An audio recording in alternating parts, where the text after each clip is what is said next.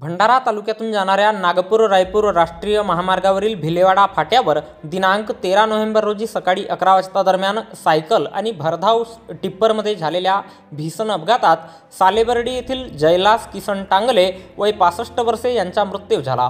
कारधाकडून भिलेवाडाकडे सायकलने जात असताना खमारीकडून येणारा टिप्पर क्रमांक MH40 DC 0558 ने सायकलला जोरदार धडक दिली। त्यात जयलास यांच्या छातीला आणि पायाला गंभीर दुखापत झाली। अपघात घडताच भिलेवाडाचे पोलीस पाटील सचिन नेवारे यांनी तातडीने रस्त्यावरील अपघातग्रस्तांना मोफत सेवा पुरविणाऱ्या जगद्गुरू रामानंदाचार्य नरेंद्राचार्यजी श्री क्षेत्र नाणिजधाम यांच्या प्रेरणेने सुरू असलेल्या रुग्णवाहिकेला माहिती दिली, जी तात्काळ घटनास्थळी दाखल झाली। जखमी अवस्थेत जयलास यांना जिल्हा सामान्य रुग्णालय भंडारा येथे दाखल करण्यात आले, मात्र अति रक्तस्रावामुळे डॉक्टरांनी त्यांना मृत घोषित केले। अपघातानंतर घटनास्थळी मोठ्या प्रमाणात बघ्यांची गर्दी झाली होती।